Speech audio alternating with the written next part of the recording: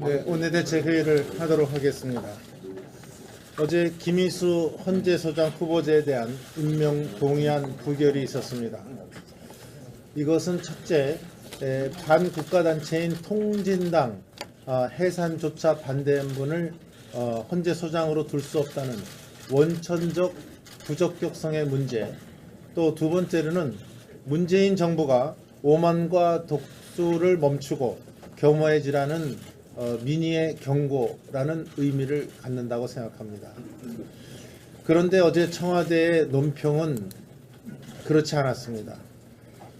청와대의 논평은 무책임의 극치, 반대를 위한 반대, 국민 배반, 심지어 헌정 질서를 정략적으로 악용하는 가장 나쁜 선례라고 맹비난을 했습니다.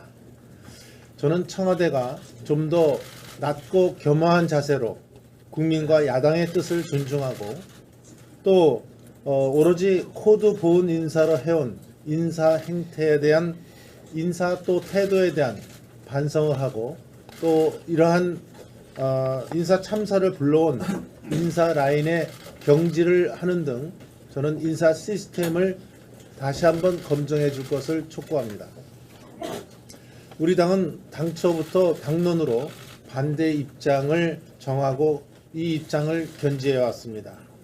그럼에도 불구하고 이것이 표결로서 특히 어제 야 3당의 반대에도 불구하고 표결을 밀어붙여 놓고서는 이제 와서 임명 동의안이 부결되자 다수 세력의 횡포 운운하며 야당을 비난하고 있는 것입니다.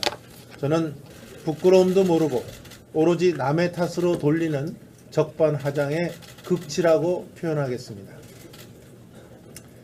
저는 어제 김희수 헌법재판소장의 부결을 보면서 이제 문재인 정권의 독선과 독주 또 협치 실종에 대해서 야 3당이 강력하게 견제할 수 있는 이제 기저를 만들었다고 저는 확신하고 있습니다.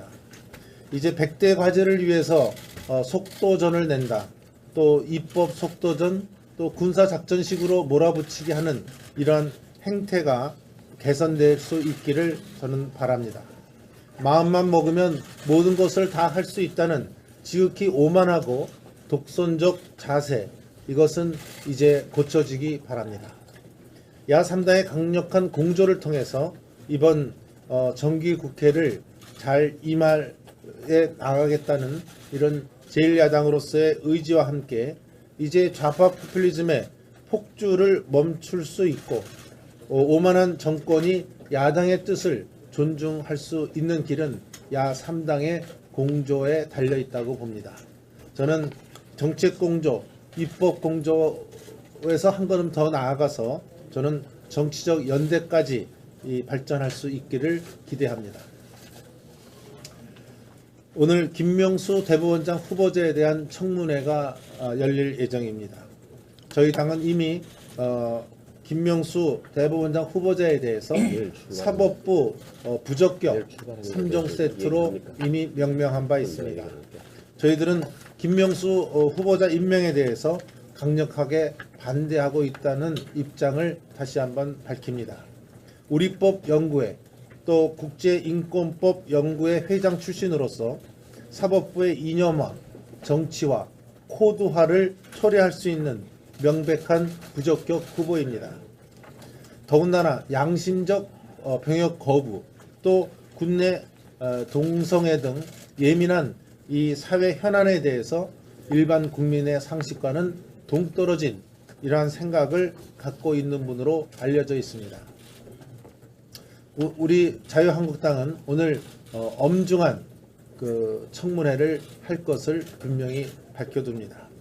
사법부마저 독립성을 무너뜨리고 또 특정 이념과 코드화를 할 사람을 지명해서 빚어지는 인사 참사는 더 이상 없어야 된다고 판단하기 때문에 대통령께서는 임명을 철회해 주시는 것이 마땅하다고 생각하고 원천적 부적격자를 갖고 또다시 본회의 표결을 밀어붙여 부결되는 사태를 스스로 초래하지 않기를 바랍니다.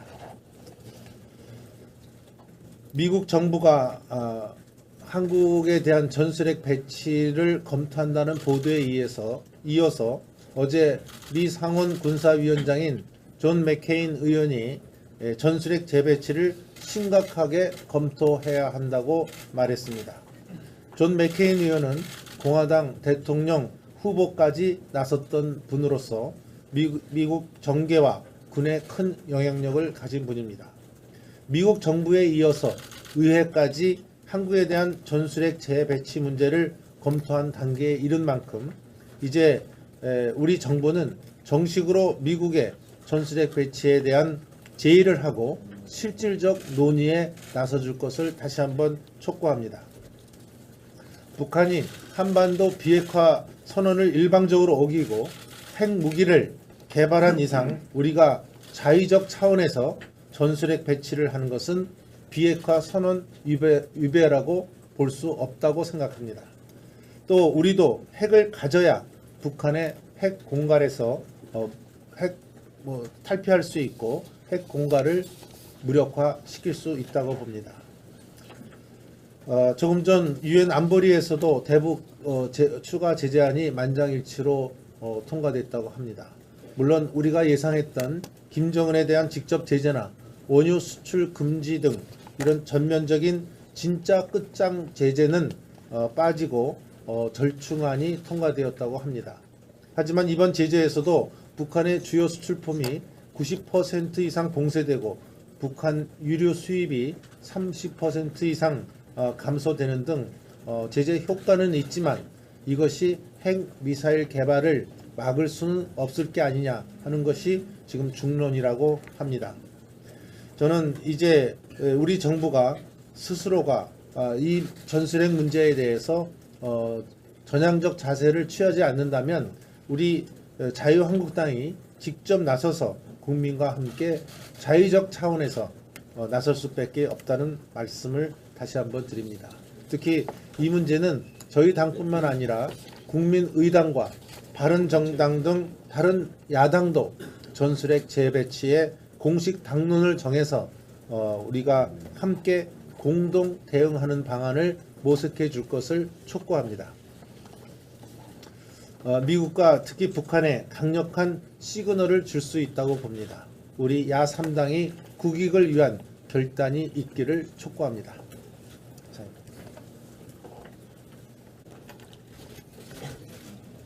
문재인 대통령은 정책 밀어붙일 때마다 국민의 뜻에 따르겠다고 합니다. 그러면 내각과 여당에서 국정 지지율을 발표를 합니다.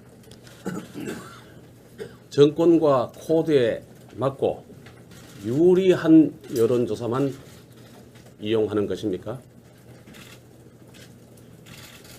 죽느냐 사느냐의 안보 분야 여론조사 기울이기 바랍니다. 사드 배치는 잘했다 하는 게 국민의 80%입니다.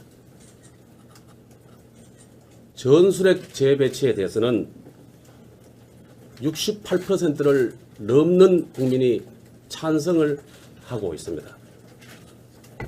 우호적인 여론조사 기관의 것도 아닙니다. 심지어 독자 핵 개발에 찬성하는 국민이 60%입니다. 한국갤럽의 여론조사 결과입니다. 특히 민주당 지지층에서 52%의 국민이 찬성을 하고 있습니다. 존 맥케인 미 상원 군사위원장이 10일 CNN 방송 인터뷰에서 이렇게 얘기합니다. 한국의 국방장관이 며칠 전에 한국의 핵무기 재배치를 요구했습니다. 그러면서 저는 재배치가 진지하게 고려되어야 한다고 생각합니다. 이어 어제 이낙연 총리께서는 전술핵 재배치를 고려하지 않고 있다고 국회에서 답했습니다. 우리 자유한국당의 박미단이 다녀오시고 곧이어서 예산심의에서는 다녀오신 결과를 토대로 해서 전술핵 재배치에 관련된 예산을 국회에서 증액하도록 할 것입니다. 대통령의 국정 지지율은 1년 정도 가면은 55% 언저리로 떨어집니다. 가장 낮을 때는 10% 내외로 떨어집니다. 문재인 대통령의 80% 넘는 국정 지지율은 리얼미터에서는 69%로 떨어졌다고 합니다. 국민의 여론에 귀 기울이기 바랍니다. 윤영찬 국민소통수석의 논평에서 보면은 상상도 못했다. 헌정사상 처음이다. 그 밑에 가면은 무책임의 극치, 반대를 위한 반대, 철저하게 배반. 그런데 주어가 없습니다. 저는 아마 이 주어가 청와대와 여당은 하는 주어가 아닌가 싶습니다. 이상입니다. 예. 네, 지금 본내 대표님께서 자세히 말씀이 있었습니다마는 대한민국의 수치스럽고 부끄러운 일이 어제 국회에서 벌어졌습니다. 아시는 바와 같이 국회의원 4년 동안에 집권 상정이라는 것은 잘하면은 뭐 한두 번 있을까 말까 한 그런 사실 아주 긴급하고 그리고 무언가 합법적이지 아닌 것을 비합법적으로 국회를 통해서 힘의 논리로 합법적으로 만들어내는 그런 사전에 모의가 되지 않으면은 이 집권상정이라는 것은 거의 있을 수가 없는 국회의 그런 정책적 하나의 심판인데 어제 부결을 당했다. 그것은 대한민국 국회를 무시하고 저는 깔본 세력들이 참으로 뻔뻔하게 오늘 아침이나 또는 방송에서 나오는 걸 보고 한 말씀 안 드릴 수 없어서 말씀을 드립니다. 비정상을 정상으로 만드는 국회장을 만들려고 했다가 이 모의가 결국 양심 세력에 의해서 통과되지 못한 이것은 청와대의 소위 작품 그리고 집권당의 사이 작품이라면은 우리 국민에게 도리어 용서를 빌어야 되는데 뻔뻔스럽게도 그 항변을 하는 걸 보면은 뭐 한국당과 일부 국민들에게 타당에게 이 문제를 전가하는 모습은 이 국민을 사실은 우습게 하는 저는 결과라고 생각이 됩니다. 잘못을 뉘우치지 못하고 그것을 남에게 전가하는 이와 같은 파렴치한 국회를 운영하려고는 집권남용, 저는 다시는 집권당이 이런 행동을 해서는 안 된다고 생각해서 경고의 말씀을 드리는데 우리 한국당이 참으로 지혜롭게 그동안 인내를 가지고 이런 상황을 지켜보면서 결정적으로 참여를 해서 이와 같은 잘못을 이끌어낸 데 대해서는 우리 정우택 대표님의 전술 전략이 참으로 뛰어났구나 하는 생각을 갖는 그 시간이었습니다.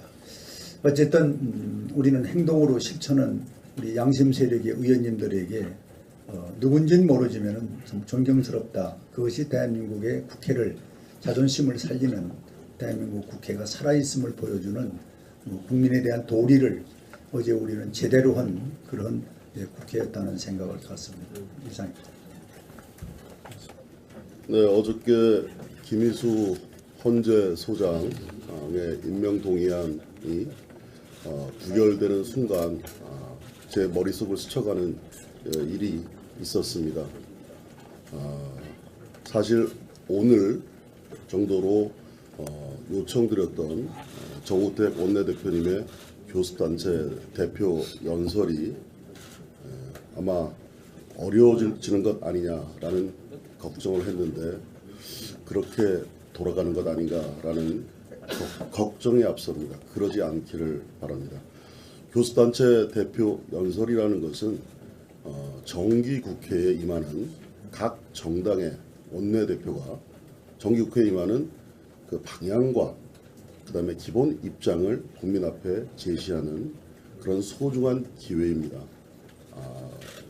책임 있는 그런 여당의 자세라 그러면 제일 야당이 국민에게 드리는 소중한 발언의 기회를 배려심과 포용력으로 이해하고 그리고 배려를 해야 된다라고 생각을 합니다. 그리고 그런 것이 협치의 기본이고 국회 존중의 그런 자세라고 생각합니다. 이런 대승적인 포용력 있는 여당의 큰 결단을 기대하고 촉구드리는 바입니다.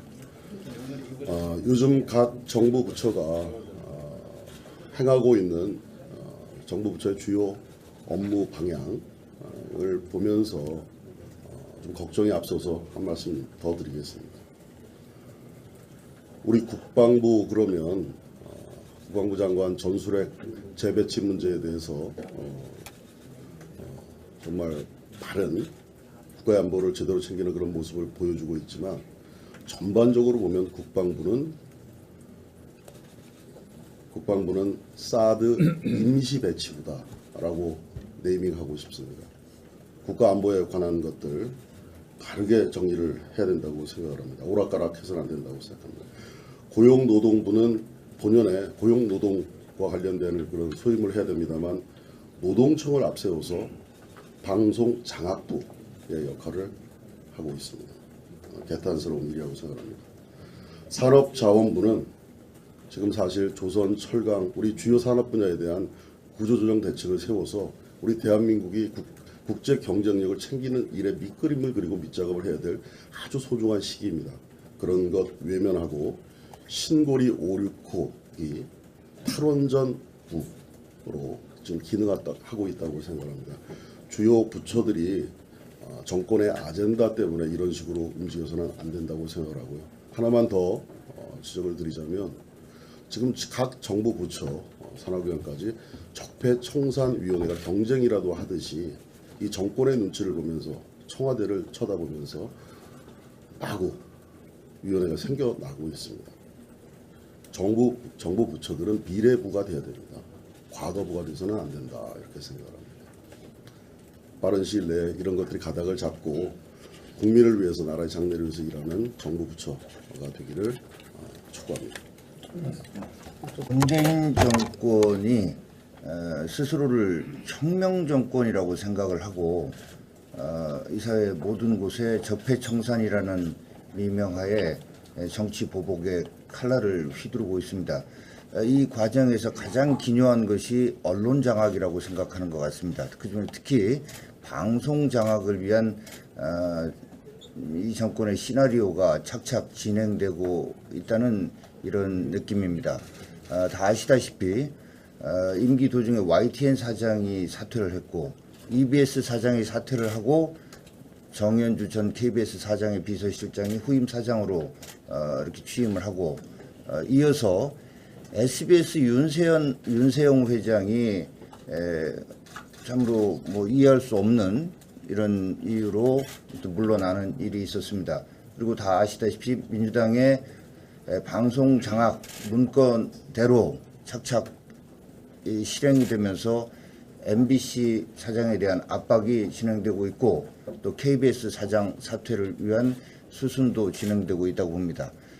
이 모든 것에 대해서 민주당의 언론 장악 문건이 단지 실무자의 검토였다고 하는데 수석 전문위원이라면 실무자 중에서도 상당히 이 민주당 당직자들한테 영향을 미치는 보고서를 작성하는 위치에 있는 것이고 무엇보다도 거기서 제시된 9가지 방안 중에 8가지가 이미 정도의 차이는 있습니다만 전부 실행 단계에 있다라는 이 점만으로도 정권의 시나리오에 의해서 방송 장악의 어떤 그런 작전이 진행되고 있음에도 실무자의 보고서라고 하는 것은 정말 손바닥으로 하늘을 가리는 이런 행위라고 생각이 됩니다. 우리 당은 이러한 일들을 결코 좌시하지 않을 것입니다. 어제 민주당의 언론 장악 문건과 관련해서 검찰에 수사를 의뢰했고 오늘 국정조사를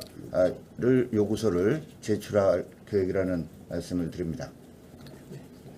우리 예상보다는 훨씬 못 미치는 반쪽짜리 제재로 그쳤습니다. 이제 유엔 제재로는 북한 핵을 막을 수가 없다 하는 것은 온천하에 드러난 택입니다. 그래서 최소한의 카드로 이제는 전술핵 배치를 요구해야 됩니다. 그래서 저희들이 내일 구국의 방미단이 출발을 합니다. 방미단에는 저와 그다음에 윤정석 우리 대통령 간사, 그다음 백성주 전 국방부 차관 국방을 잘하는 분, 그다음에 강효상 의원, 그리고 육군 대장 박정희 전 대장, 그다음에 핵 전문가 김태우 박사, 이렇게 해서 미국 조야의 전문가들과 그다음에 의회 관계자, 또 트럼프 대통령에 영향을 미칠 수 있는 그런 분들과 접촉을 통해서 전술핵 배치를 강력히 요청을 하도록 그렇게 하겠습니다. 그리고 지금 오늘 아침에 베트남에 관련해서 공부를 하다 보니까 많은 시사점이 있는데 그중에 가장 큰 시사점이 뭐냐 하면은 베트남이 전쟁하기 전에 정부가 한 10차례 바뀌면서 정보기관 약화가 계속 이어졌다. 그래서 정보기관이 제 역할을 전혀 못했다. 그렇기 때문에 베트남에서 간첩들이 그렇게 많았다. 이런 연구가 되어 있었습니다. 그런데 우리도 지금 국가정보원이 제대로 역할을 못하도록 계속 제재를 가하는 그런 일이 벌어지고 있습니다. 어떻게 보면 북한을 이롭게 하는 행위들이라 그렇게 생각됩니다. 그래서 지금도 어제도 많은 발표를 했습니다만 전 정부에 했는 것들을 모두 까발리고 직원들이 그냥 손을 놓고 있는 정도의 역할을 하고 있다고 합니다. 그래서 하루빨리 정보기관을 수습해서 일을 할 수 있도록 만들어 주기를 당부드립니다. 베트남에서 어떤 일이 있었느냐 보니까 베트남 최대 스파이가 그 로이터 통신 출신인데 이 사람이 미국 가서 공부도 하고 발탁된 사람입니다. 팜슈온 은종이라고, 이 사람들이 모든 역할을 다 해가지고 베트남에서 일어나는 대통령궁에서 일어나는 회의가 바로 을명으로 전달이 되었다고 합니다. 그리고 대통령 정치고문, 정치보좌관, 또 야당의 대통령 후보도 간첩이었다고 합니다. 또 총참모부의 장군, 이런 식으로 베트남이 구성이 되어 있으니 망할 수밖에 없었다. 이런데 우리도 시사하는 바가 크기 때문에 참고로 해야 될 것 같습니다. 이상입니다. 이 지금 1년이 지난 오늘 발생했습니다. 그러나 아직도 재난방송 운영 및 관리 실태는 엉망입니다. 문재인 정부는 방송 장악 시도를 즉시 중단하고 국민의 안전에 직결된 재난방송 시스템을 비롯한 재난망 전체를 재구성해야 합니다.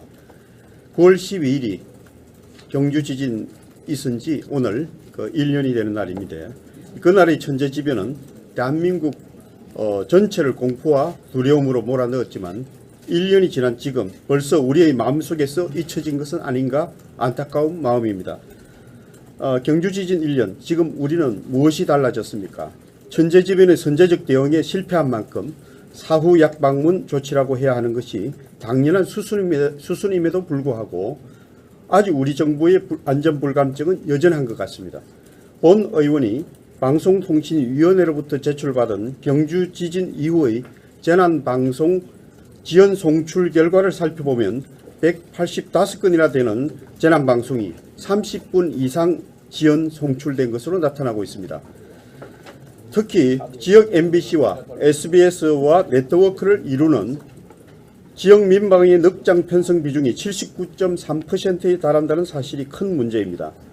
담당 부처를 통해 알아본 결과 1년이 지난 현재까지 국가통합재난망 서버를 통해 중앙지상파와 종편이 재난 사실을 전달받는 가운데 전국망을 통해서 신속히 전달받아야 할 MBC와 지역방송 등이 통합서비스로부터 연동이 되어 있지 않고 있습니다. 즉 국가재난 발생 시 아직도 대부분의 방송에서 재난 관련 자막을 볼 수 없다는 것입니다. 얼마 전 핵실험으로 인한 대규모의 인공지진 사태가 있었고 그에 대한 KBS, MBC의 대처는 매우 미흡했습니다. 선진국인 미국과 일본의 경우 국가 재난 발생 시 모든 프로그램이 재난 방송으로 전환됨에도 불구하고 우리나라는 남의 나라 이야기처럼 자막 한 줄 나가면 끝인 실정입니다. 또한 재난방송 실태조차 파악하지 못하는 주무부처도 문제입니다. 현재 방통위는 지난 지진 사태에 대한 문제 파악은커녕 올해 1분기 자료도 아직 집계가 덜 끝났다고 합니다. 실제로 얼마 전 북한 핵실험으로 인한 재난방송 실태를 점검하려면 내년 여름까지 기다려야 할 실정입니다. 상황이 이러함에도 불구하고 공영방송이라고 자처하는 KBS, MBC에는 파업에만 몰두한 채 공영방송의 의무를 저버렸고 소관부처는 재난방송 후속 조치로 의무조항 하나 없는 매뉴얼을 제작하여 보여주기식 운영을 하고 있습니다. 이것이 현재 안전을 최우선으로 한다는 문재인 정부에서 일어나고 있습니다. 재난방송은 결국 국가 재난망을 이루는 하나의 톱니바퀴입니다. 신속한 상황을 알리는 재난방송조차도 이렇게 엉망인데 만약 국가 대재난이 발생하게 된다면 국가 재난망이 제대로 운영될 수 있을지 의문을 품지 않을 수 없습니다.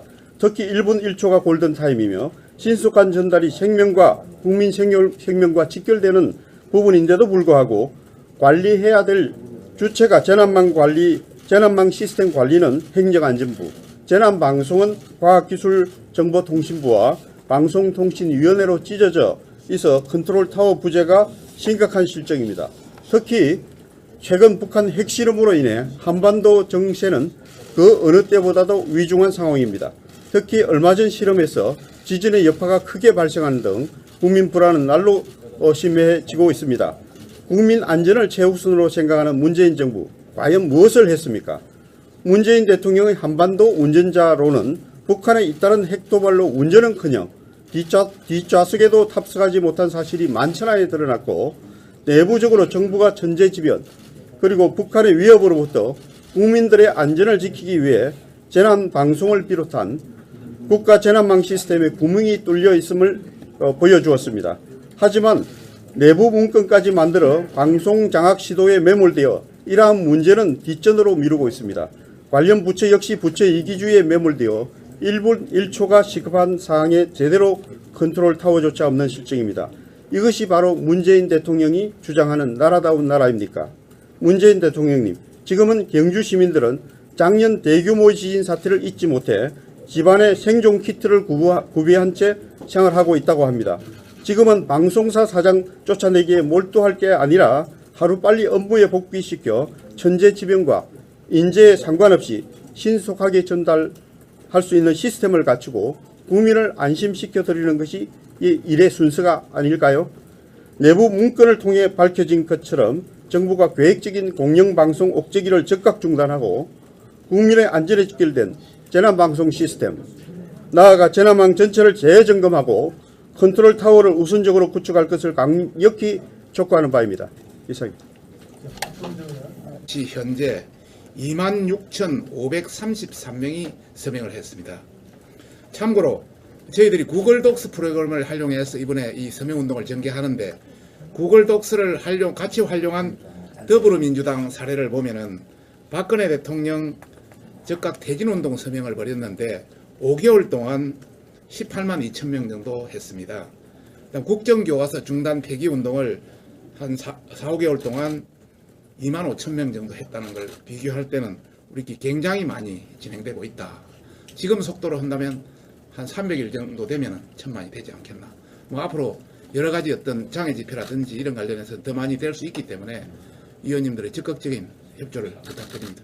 감사합니다. 여당은 좀 더 겸허해야 될 거라고 저는 생각을 합니다. 어제 김희선 헌재 소장 임명 동의안이 부결됐습니다. 이를 두고 여당은 야3당의 적폐연대의 행포다 이런 또 비난을 했습니다. 정말 겸손하게 받아들여야 될 현실을 이렇게 적폐로 몰아가는 현실이 너무 안타깝습니다. 이미 우리 인사에서 내로 남불의 어떤 문제로 인해서 어쩌면은 이 사필 기정이라고 생각됩니다. 이번 결과가. 근데 오히려 이런 현상을 적폐로 모는 것은 오히려 내가 하면 정의, 남이 하면 적폐라는 내정 남적의 새로운 또 이런 논리가 나오지 않나 걱정이 됩니다. 정말 겸허해야 된다고 생각을 합니다. 어제 또 기간제 교사 정규직화 무산됐습니다. 어려운 문제를 쉽게 단순하게 풀려고 해서는 절대 안 됩니다. 어려운 문제는 어렵게 고민하고 현실에 맞게 풀어야 됩니다. 이분들 정말 우는 아이 달래놓고 뺨 때린 격이라고 분통을 터뜨리고 있습니다. 기간제 교사 이분들에 맞게 실정에 맞는 처방을 진작부터 마련했어야 됩니다. 그저 쉽게 정규직화 해주겠다는 약속 얼마나 허망하게 무산됐습니까? 다시 한번 강력히 권고드립니다. 어려운 문제는 제발 어렵게 신중하게 푸시기를 바랍니다.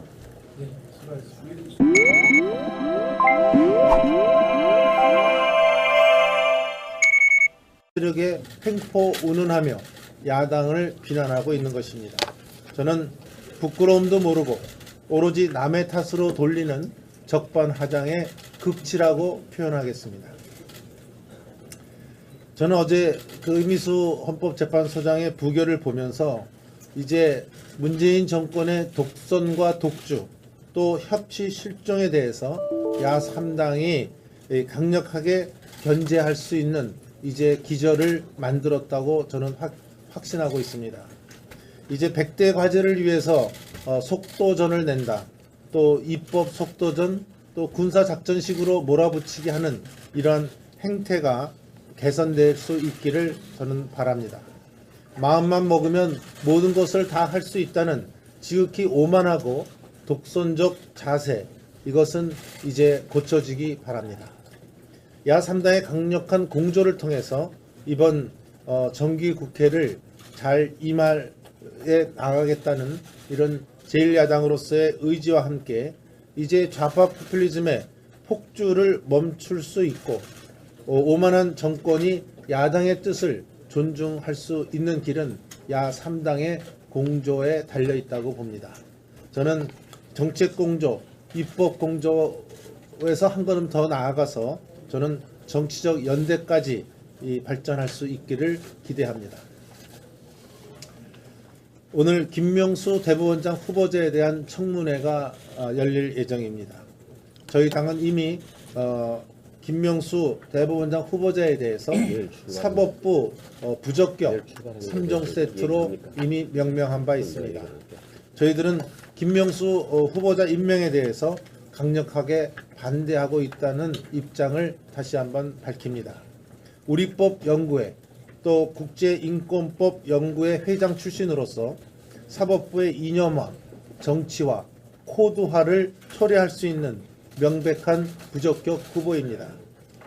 더군다나 양심적 병역 거부, 또 국내 동성애 등 예민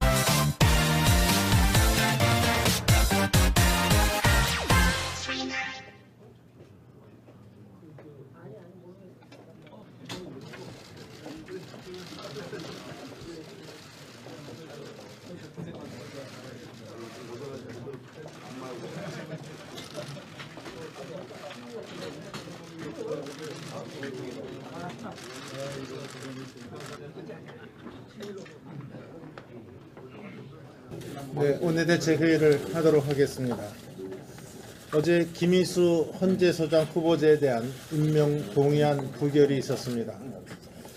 이것은 첫째, 반국가단체인 통진당 해산조차 반대한 분을 헌재소장으로 둘 수 없다는 원천적 부적격성의 문제, 또 두 번째로는 문재인 정부가 오만과 독수를 멈추고 겸허해지라는 민의의 경고라는 의미를 갖는다고 생각합니다. 그런데 어제 청와대의 논평은 그렇지 않았습니다. 청와대의 논평은 무책임의 극치, 반대를 위한 반대, 국민 배반, 심지어 헌정 질서를 정략적으로 악용하는 가장 나쁜 선례라고 맹비난을 했습니다. 저는 청와대가 좀 더 낮고 겸허한 자세로 국민과 야당의 뜻을 존중하고 또 오로지 코드 보훈 인사로 해온 인사 행태에 대한 인사 또 태도에 대한 반성을 하고 또 이러한 인사 참사를 불러온 인사 라인의 경질을 하는 등 저는 인사 시스템을 다시 한번 검증해 줄 것을 촉구합니다. 우리 당은 당초부터 당론으로 반대 입장을 정하고 이 입장을 견지해 왔습니다. 그럼에도 불구하고 이것이 표결로서 특히 어제 야 3당의 반대에도 불구하고 표결을 밀어붙여 놓고서는 이제 와서 임명 동의안이 부결되자 다수 국민이 찬성을 하고 있습니다. 우호적인 여론조사 기관의 것도 아닙니다.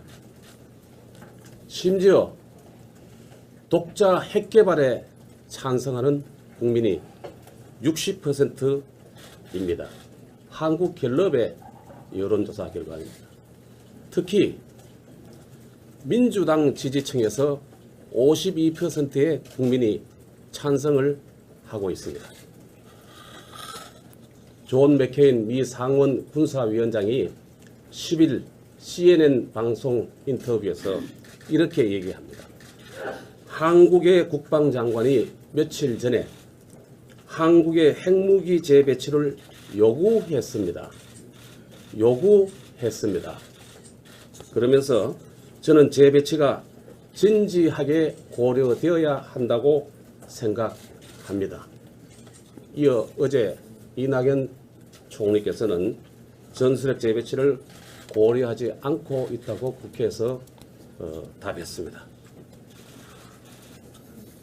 우리 자유한국당의 방미단이 다녀오시고 곧이어서 예산심의에서는 다녀오신 결과를 토대로 해서 전술핵 재배치에 관련된 예산을 국회에서 증액하도록 할 것입니다.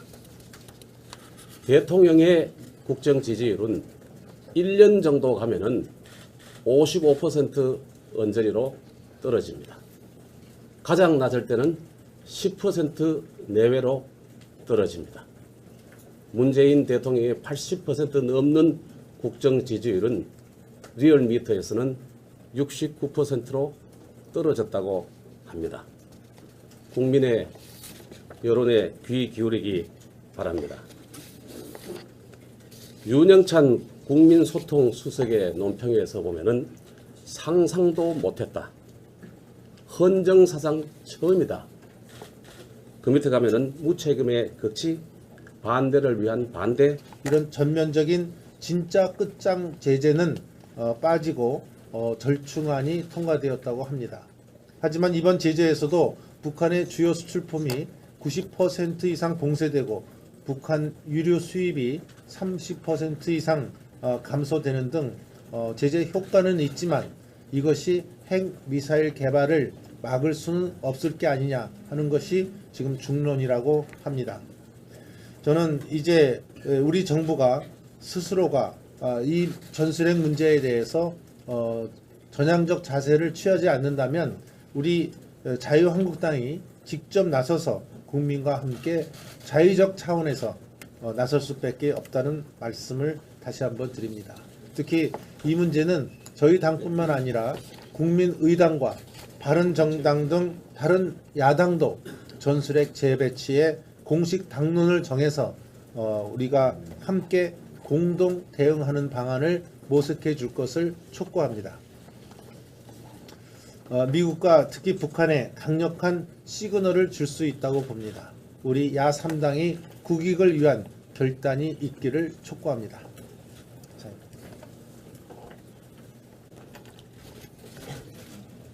문재인 대통령은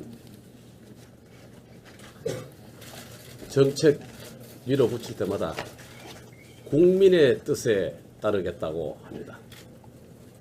그러면 내각과 여당에서 국정 지지율을 발표를 합니다.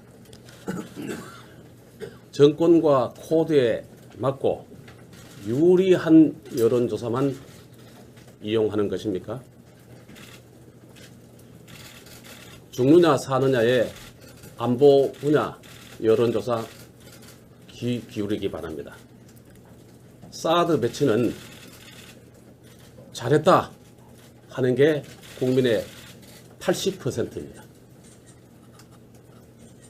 전술핵 재배치에 대해서는 68%를 넘는 민한 이 사회 현안에 대해서 일반 국민의 상식과는 동떨어진 이러한 생각을 갖고 있는 분으로 알려져 있습니다. 우리 자유한국당은 오늘 엄중한 그 청문회를 할 것을 분명히 밝혀둡니다. 사법부마저 독립성을 무너뜨리고 또 특정 이념과 코드화를 할 사람을 지명해서 빚어지는 인사 참사는 더 이상 없어야 된다고 판단하기 때문에 대통령께서는 임명을 철회해 주시는 것이 마땅하다고 생각하고 원천적 부적격자를 갖고 또다시 본회의 표결을 밀어붙여 부결되는 사태를 스스로 초래하지 않기를 바랍니다. 미국 정부가 한국에 대한 전술핵 배치를 검토한다는 보도에 이어서 어제 미 상원 군사위원장인 존 맥케인 의원이 전술핵 재배치를 심각하게 검토해야 한다고 말했습니다. 존 맥케인 의원은 공화당 대통령 후보까지 나섰던 분으로서 미국 정계와 군에 큰 영향력을 가진 분입니다. 미국 정부에 이어서 의회까지 한국에 대한 전술핵 재배치 문제를 검토한 단계에 이른 만큼 이제 우리 정부는 정식으로 미국의 전술핵 배치에 대한 제의를 하고 실질적 논의에 나서줄 것을 다시 한번 촉구합니다. 북한이 한반도 비핵화 선언을 일방적으로 어기고 핵무기를 개발한 이상 우리가 자의적 차원에서 전술핵 배치를 하는 것은 비핵화 선언 위배라고 볼 수 없다고 생각합니다. 또 우리도 핵을 가져야 북한의 핵 공갈에서 탈피할 수 있고 핵 공갈을 무력화시킬 수 있다고 봅니다. 조금 전 유엔 안보리에서도 대북 추가 제재안이 만장일치로 통과됐다고 합니다. 물론 우리가 예상했던 김정은에 대한 직접 제재나 원유 수출 금지 등